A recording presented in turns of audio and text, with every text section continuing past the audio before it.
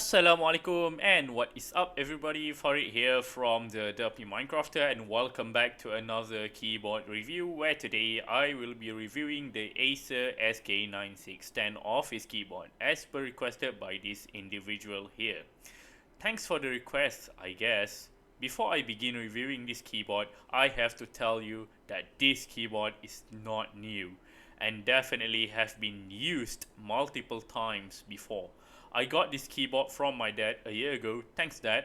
With all that out of the way, let's start reviewing this keyboard. Let's begin with the build quality of this keyboard. The SK-9610 is a keyboard made presumably in the early 2000s, judging by the Windows XP logo here. And it features the NC104 layout. It is fully made out of plastic and it is quite light as it is a membrane keyboard. The keyboard only weighs around 700 grams or in imperial unit around 3 cups. The build quality is quite decent, but because of the keyboard is made out of plastic, it flexes a lot. Just look at this. But at least it's not as bad as the yellow keyboard that Cairo Strength 22 reviewed in the past, that's for sure. Now let's talk about the keycaps. The keycaps that came with this keyboard are thin pad printed ABS keycaps. Pad printing is the most popular printing method used especially in cheap office keyboard nowadays, but this printing method is the least durable compared to other printing methods such as dye sublimation and double shot injection molding. Due to this being made out of ABS, it is prone to shining if used for a long period of time. If you are the type of person who cares about the aesthetic of your keyboard, you might want to consider other membrane keyboards that come with PVD keycaps instead of this keyboard, or just go for a mechanical keyboard since you can change the keycaps according to your preference and you won't be stuck with the same boring keycaps.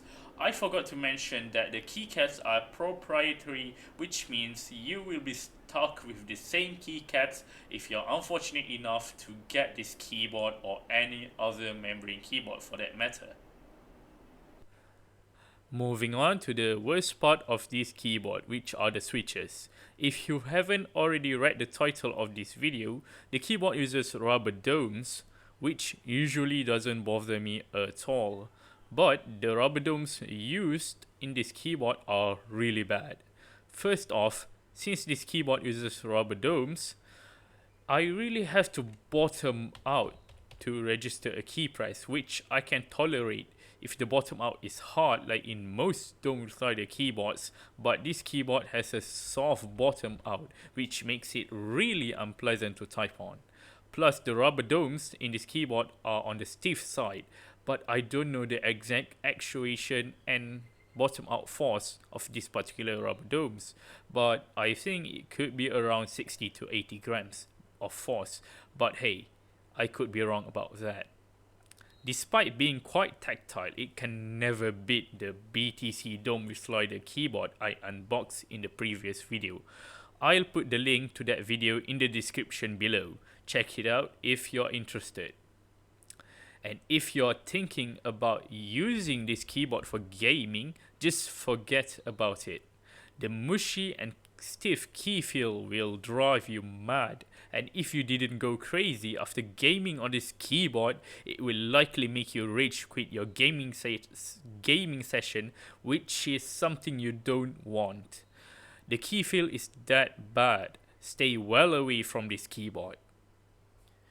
As for the sound of the keyboard itself is inherently silent as it uses rubber domes which prevent the hard bottom out, which produces that nice clacking sound that you and I usually hear when bottoming out on mechanical keyboards. Despite this keyboard being silent, there are a few keys that is not silenced, such as backspace, the enter, the left shift, the right shift, and the spacebar.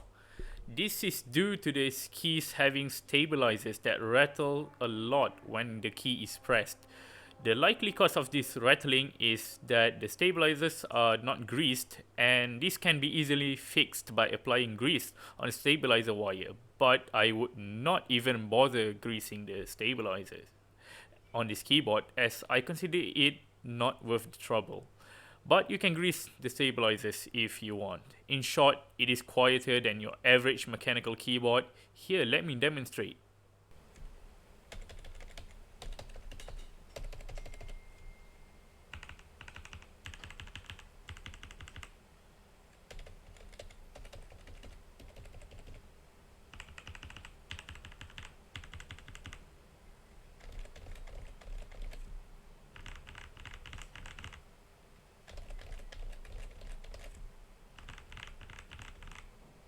Personally, I prefer the sound of mechanical keyboards, but hey, that's just my opinion. This keyboard has a few quirks that make it somewhat unique, I guess. For starters, there is the E key where the scroll lock is supposed to be, and I don't even know what does the E on the key means or the intended function of the E key. Luckily, the E key still toggles the scroll lock when pressed, since the word scroll lock is printed on the side of the keycap. Other than that, this keyboard also features media keys, which is a mixed bag. Some of the keys like sleep, volume up, volume down, and mute are quite useful in my daily life, while the other media keys are rarely or never get used. Not to mention, the media keys themselves sometimes get stuck when I try to press it down.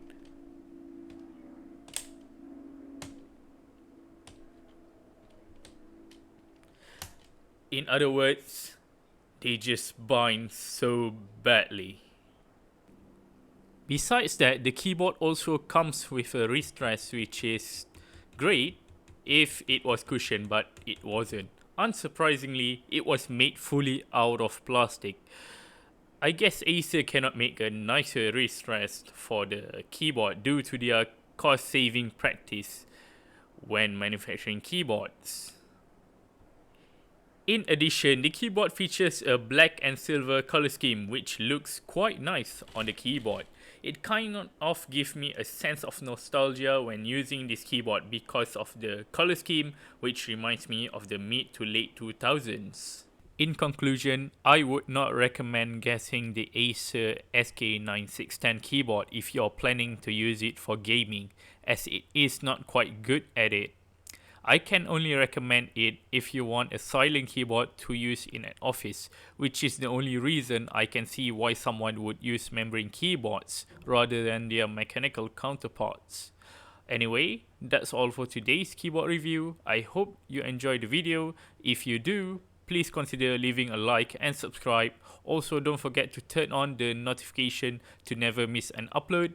Thank you guys for watching, and I'll see you in the next video. Enjoy the sound test.